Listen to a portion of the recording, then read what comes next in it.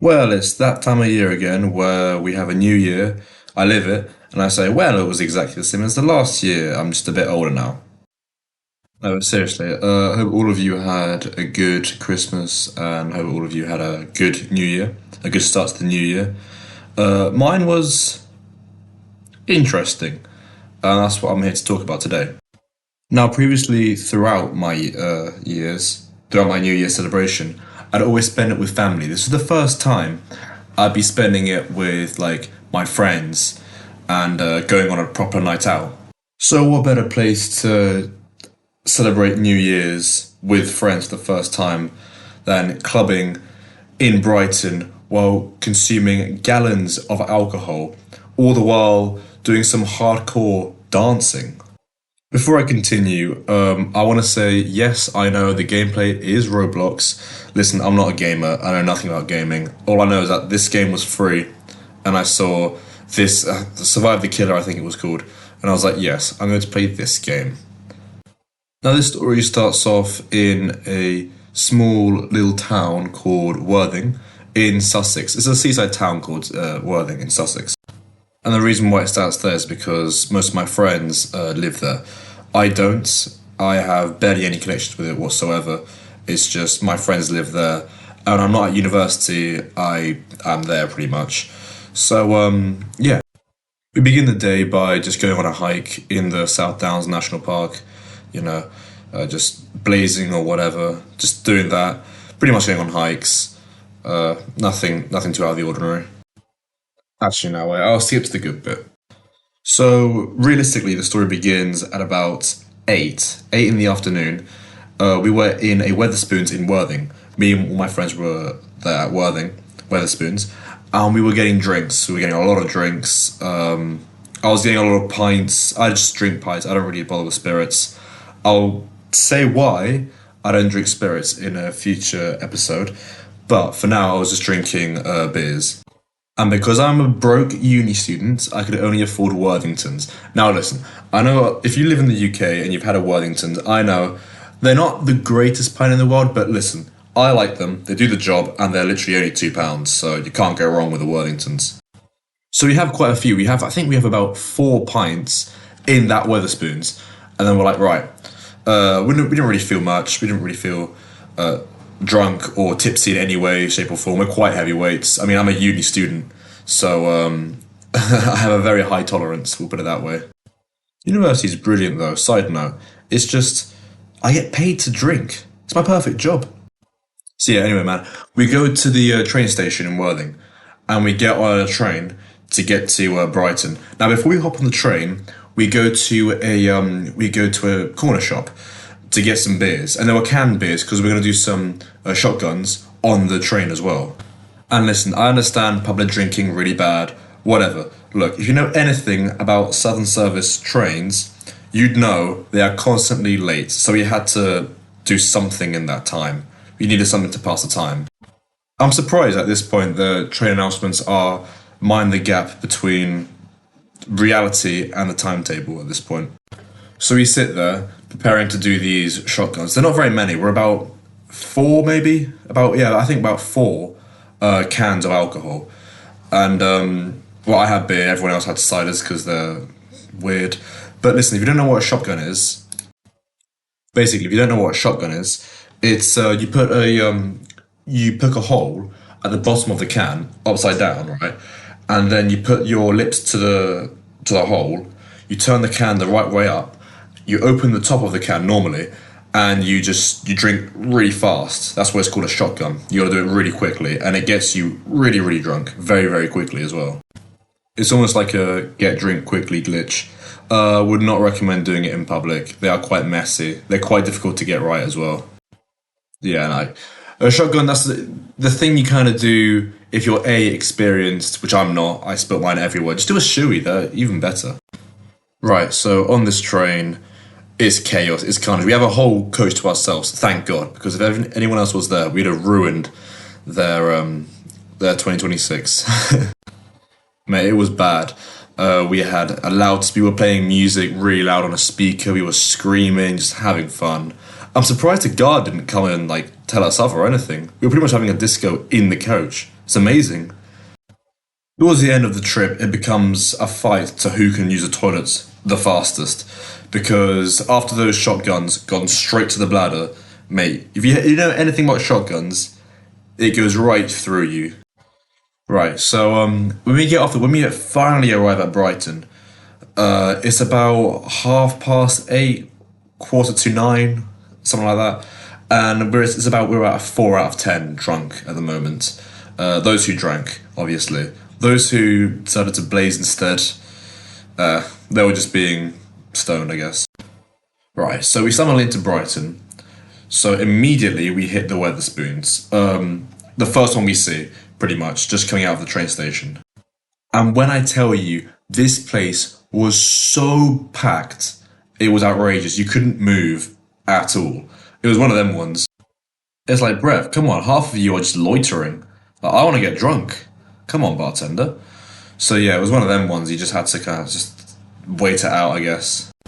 So we finally managed to secure a table after about 10 minutes of waiting, and we just go straight for the alcohol. So I ordered about 4 or 5 more Worthingtons to the table. Everyone else just drank spirits at that point. They were like, right, get drunk as fast as possible. So I was like, right, I'll stick to my beers. But I drank them a bit too quickly. I'm trying to remember what happened, but it's just when you don't know what happened, you don't remember what happened because of how much you were drinking. That's, it was a good night. Or it just went completely tits up. But from what I remember I had about 4 pints. I was going to go on to the last one, and I could feel the saliva like building up inside me. I was like, right, I'm going to have to take a break, because if not, I will chunder. And my friend, he notices this, so he's like, hey, you alright, man? And instead of responding to him, I turned the other way, burped kind of, went back over to him. I said, don't worry, mate, I swallowed it back down. Not even a second after that sentence, I turn away from him again, and this time I do properly throw up on my friend's shoe. I threw up on my friend's shoe, all over the carpet, and the bouncer, like, I think at that point he kind of had enough of us, just us and our drunkly behaviour. So they were like, right, you lot just get out, mate, get out of here. We were like, alright, fine. So we got out, and I decided I wasn't drunk enough, so I went outside to another corner shop to get some more beers. And this is where the previous beers from the last Weatherspoons, started to kick in now. So I reckon I was about 7, about a 6 out of 10 drunk. And I just bought some more cans. Normally I don't drink cans. I don't like drinking out of can. It feels weird. But this time I was gonna shotgun them. So I kind of needed the can. So after shotgunning them, and it this time successfully goes in my stomach, I don't throw anything back up.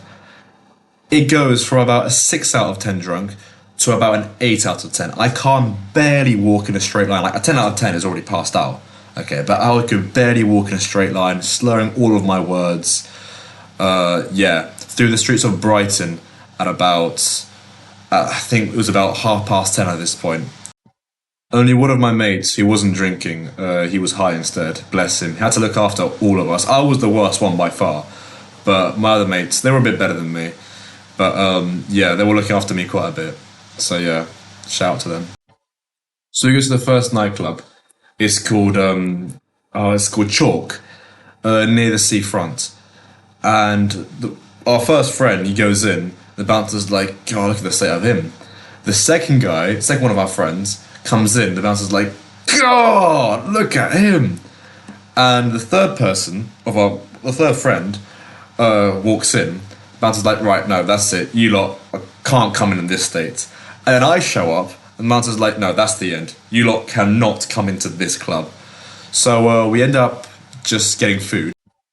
We bought some food, some like chips and burgers and whatnot, just to like sober ourselves up, so we could actually go to a club.